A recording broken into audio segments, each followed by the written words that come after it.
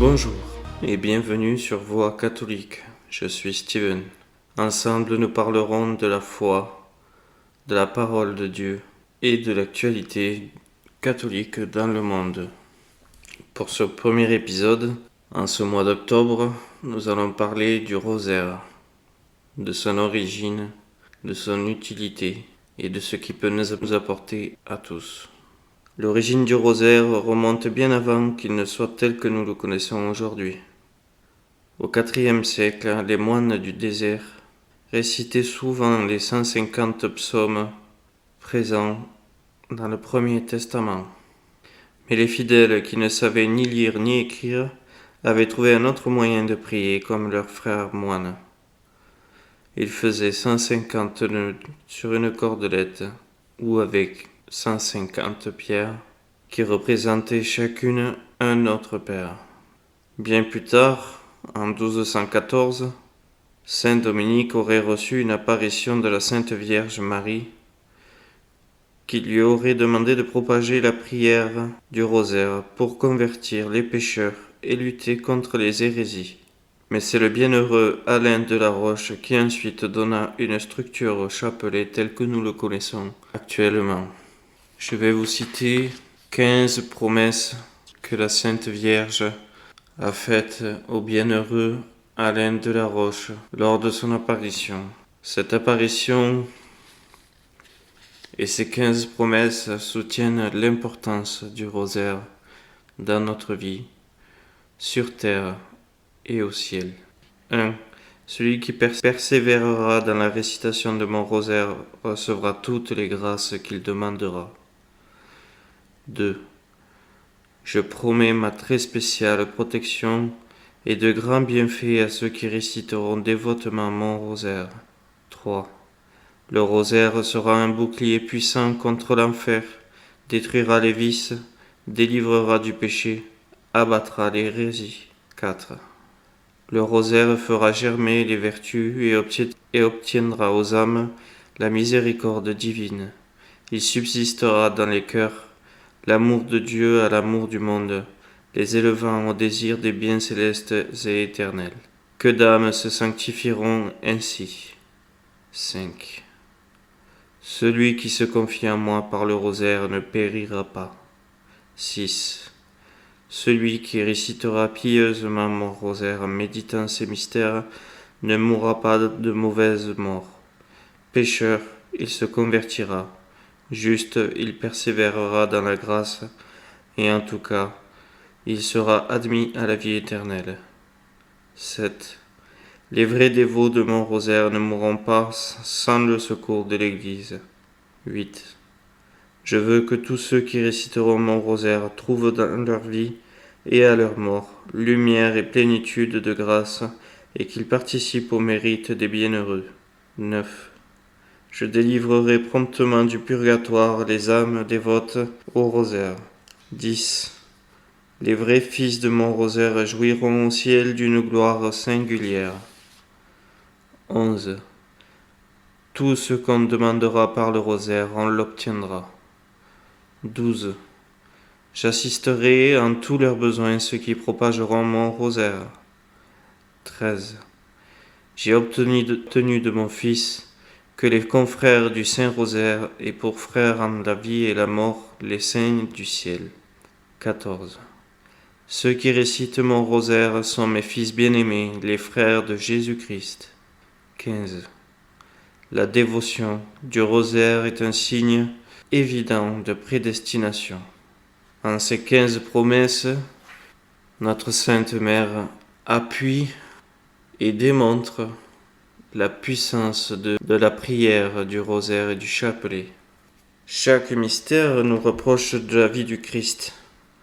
Les mystères joyeux, douloureux, glorieux et lumineux. Ce dernier étant ajouté en 2002 par le Saint Pape Jean-Paul II. Le 7 octobre 1571, la fête de Notre-Dame du Rosaire fut instituée. À la suite de la victoire de Lépante, le rosaire avait alors été récité par tous les chrétiens, à la demande du pape Saint Pie V. Mais au-delà de l'histoire, le rosaire est pour moi un véritable lien entre la terre et le ciel. Chaque mystère, chaque prière est un acte d'amour que notre Sainte Mère transmet pour le cœur et dans le cœur de son Fils. Il est aussi un puissant rappel de l'humanité vécue par Jésus et par sa mère Marie. Petite anecdote personnelle. Le chapelet est apparu dans ma vie lorsque j'étais au plus mal. Je vivais une dépression profonde et sévère, et le Seigneur a placé le chapelet sur mon chemin. Et par ce chapelet, il m'a tendu la corde pour remonter du puits de ténèbres dans lequel je me trouvais. Il se trouve que ce chapelet a été littéralement placé sur mon chemin. Un jour, lors de mon suivi psychologique et psychiatrique, il se trouve que mon accompagnant et moi-même, nous ne trouvions pas de place pour se garer. Alors, tournant et retournant dans le parking de l'hôpital, nous avons fait avec patience des tours et des tours. Et puis nous avons aperçu une voiture qui quittait sa place de parking et promptement on s'est avancé pour pouvoir s'y garer. On se gare, je sors de la voiture et devant la voiture, précisément devant, en face le siège du côté passager, pendu à un arbre, se trouvait un chapelet en bois de rose. Et j'ai pris cela comme un signe de Dieu, une main tendue, comme je vous disais précédemment, une corde vers le puits dans lequel je me trouvais, et depuis, je le récite. Et plus je le récite, plus je sens que je me dirige vers le Seigneur, tout en étant accompagné par notre Sainte Mère Marie. Le chapelet est un outil de lumière, un outil de force. Chaque mystère, chaque perle, chaque bille, chaque Je vous salue Marie que vous récitez, il vous renforce, il vous lie au ciel, il vous lie à Marie. Et ce qui vous lie à Marie vous lie à Jésus. Il vous tire vers le haut. Il est votre lien entre la terre et le ciel. Ce lien d'amour, de puissance, de force, d'espérance, vous devez le pratiquer chaque jour.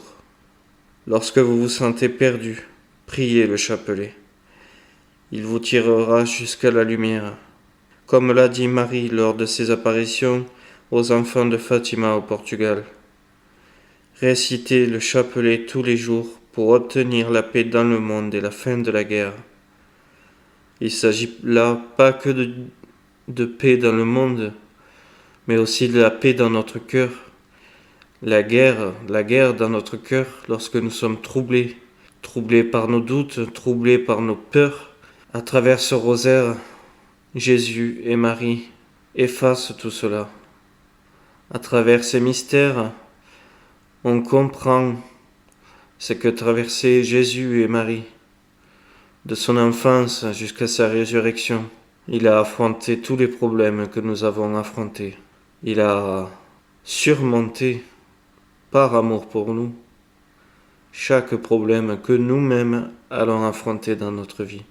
Donc en priant ce rosaire, c'est comme si nous parlions à Jésus, en lui demandant, de cœur à cœur, eh bien, Jésus, Seigneur Tout-Puissant, toi qui as vécu en tant qu'homme et Dieu, rejoins-moi dans mes peines, mes douleurs, mes peurs, et que par chaque grain que je récite de ce chapelet que ta mère nous a offert, guéris-moi un peu plus à chaque mystère, chaque grain, chaque dizaine que je t'offre.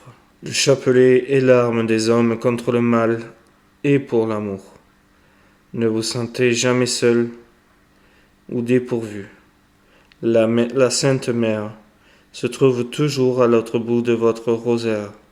Et comme il est écrit dans le plafond magnifique de l'église à Lourdes, par Marie, à Jésus. Chers frères et sœurs, le rosaire a une importance capitale dans nos vies. Il est un outil d'amour, d'espérance Et il est, comme je l'ai déjà dit auparavant, un véritable lien entre le ciel et la terre. Chers frères et sœurs, chers amis qui avez écouté ce podcast, je vous remercie de m'avoir écouté. N'hésitez pas à partager en commentaire tous vos témoignages que vous avez pu vivre grâce au rosaire. Et n'hésitez pas, si vous ne le faites pas actuellement, à pratiquer ce rosaire, à pratiquer le chapelet, à appeler le Seigneur et la Sainte Vierge à travers chaque prière que vous ferez. Soyez sans crainte et avec toute votre foi sûrs que Marie et Jésus se trouveront à l'autre bout de votre rosaire. Chers frères et chères sœurs, cette émission se termine maintenant. Je vous invite à vous abonner, à partager et commenter. Que le Seigneur et sa Sainte Mère veillent sur vous et vous gardent.